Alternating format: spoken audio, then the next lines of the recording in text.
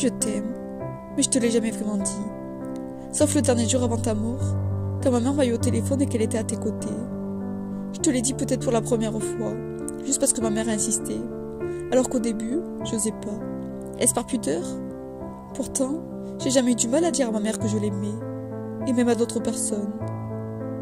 J'espère juste que t'étais au courant, que tu savais que même sans le dire, tu savais que je t'aimais. Quand ma mère m'a dit que t'étais mort, j'ai d'abord eu du déni. Je me suis dit, c'est pas possible, maman m'avait dit que t'en avais pas pour longtemps, mais je l'ai pas cru. C'est pas possible que ce soit passé aussi vite. Puis en une seconde, le déni est parti, et j'ai ressenti de la tristesse. Puis en une seconde, la tristesse est partie, et j'ai ressenti de la colère. De la colère contre ma grand-mère qui t'a toujours traité mal, surtout depuis ces dernières années alors que t'étais un père et un mari aimant et intentionné. De la colère contre elle car pendant des années, elle a préféré se concentrer sur ma tante qui a la maladie de Parkinson, et qui n'a même pas eu la décence d'esprit de tout faire pour que ma tante soit placée. Et de la colère contre ma tante, qui a été trop égoïste pour ne pas vouloir se faire placer, alors que c'était trop pour toi, mon grand-père, et trop pour ma grand-mère. Car je suis persuadée que tu n'aurais pas été si malheureux, et que tu aurais vécu tes derniers instants chez toi, si ma grand-mère avait décidé de placer ma tante au lieu de toi. Car au départ, c'est elle qui était dans un pire état que toi. Par moments, j'ai le sentiment de ne rien ressentir face à ta mort. Crois-moi, j'aimerais ressentir des choses. Or, pendant des années, j'ai eu l'habitude de tout faire pour ne rien ressentir quand quelque chose me touchait. Dès que je sentais que j'allais ressentir de la tristesse, je me disais, non, ne ressens rien. Surtout en présence de ma famille ou de mes amis. Alors maintenant, quand il se passe quelque chose de grave, ou quand quelqu'un de proche souffre, automatiquement, sans même le vouloir, je ne ressens rien. Mon regard se ferme et aux yeux des autres, je peux paraître froide et distante. Oui, par certains moments, je ressens bien de la tristesse. Mais pleurer devant ma mère, pleurer devant les gens que j'aime, non, je n'y arrive pas. Même si je le voulais au plus profond de moi, je n'y arriverai tout simplement pas. Même seule, aujourd'hui, je n'arrive même plus à pleurer comme avant. Grand-père, aujourd'hui, t'es mort. Et je n'arrive même pas à réaliser. Je n'arrive même pas à comprendre comment c'est possible, alors que les dernières fois que je t'ai vu, t'étais pas à l'article de la mort. Quand maman te voyait plus que moi, elle m'avait dit que t'en avais pas pour longtemps. Elle m'avait dit qu'on lui avait dit qu'il te restait pas beaucoup de temps à vivre. Mais je l'ai pas cru. J'ai cru qu'elle exagérait. Comment aurais-je pu penser que ça allait se passer si vite? Je suis trop conne, voilà ce que je suis. Je suis trop conne, car à chaque fois qu'il se passe quelque chose de grave, ou qu'il va se passer quelque chose de grave, je me dis, n'importe quoi, ça va, c'est rien, tout va bien se passer. Alors je suis soit dans le déni, soit inconsciente, soit très optimiste, mais dans tous les cas, j'en ai marre. Marre d'être comme ça et de prendre tout à la légère. Grand-père, la seule chose qui me fait du bien, c'est de me dire que de là où t'es heureux et enfin en paix. Du moins, je l'espère.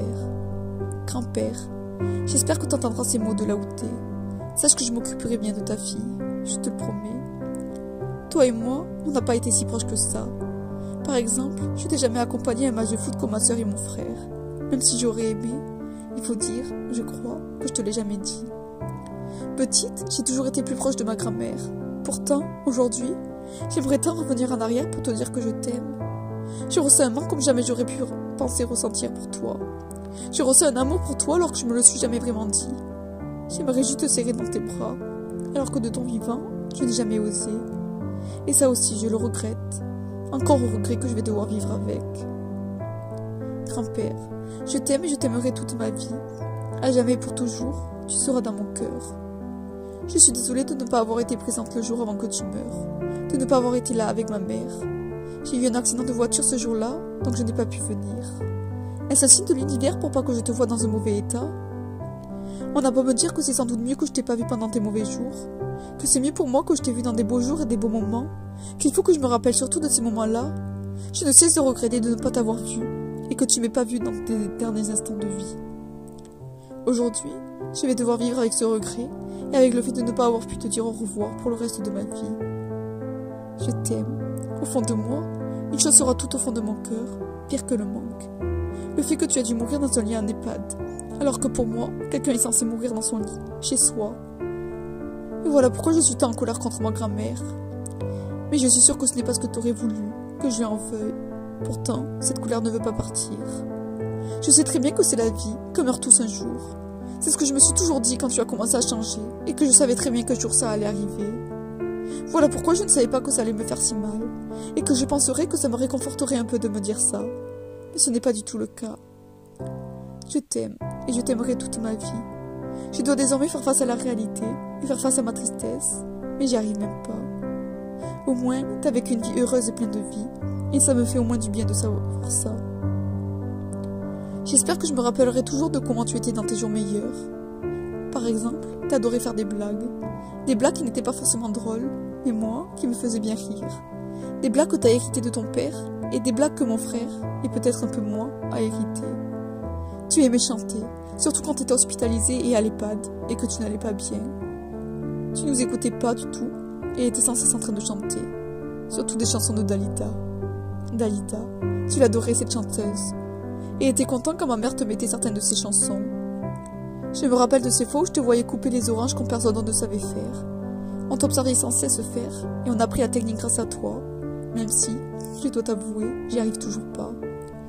Je me rappelle de tous ces Noëls où on le passait en famille, et où tu râlais en disant qu'il fallait que j'arrête de manger, que je mangeais trop. Aujourd'hui, avec le recul, ça me fait bien rire. Je me rappelle de ces fois où on jouait ensemble à des jeux de société. Tu adorais les sudoku. C'est même le lien qu'on avait ensemble, car j'étais la seule à en faire avec toi. C'est grâce à toi que j'ai commencé à aimer ça. J'avais même demandé à mes parents d'acheter plein de cahiers, et je passais mes journées à faire ça. Je me rappelle aussi du collège, où je passais presque tous mes week-ends avec vous. De ton rire, de ton humour, de ta joie de vivre, avant que tu commences à décliner, et avant que grand-mère et que mes tantes soient devenues presque méchantes avec toi, et qui ne te comprenaient pas, ou qui n'essayaient pas de te comprendre. Si tu savais à quel point je les déteste pour ça, et à quel point je regrette que tu aies vécu ça, mais je dois essayer désormais de me concentrer sur les beaux souvenirs, même s'ils sont peu nombreux. Grand-père, sache que je t'aime, et que de là où t'es, j'espère que tu sais qu'on ira mieux, petit à petit, que maman ira mieux et surtout, j'espère que tu sais qu'on pense fort à toi. Je t'aime, grand-père. J'ai besoin d'un signe pour savoir que tu vas bien. S'il te plaît, fais-moi un signe, quel qu'il soit. Je t'aime. Je pense fort à toi.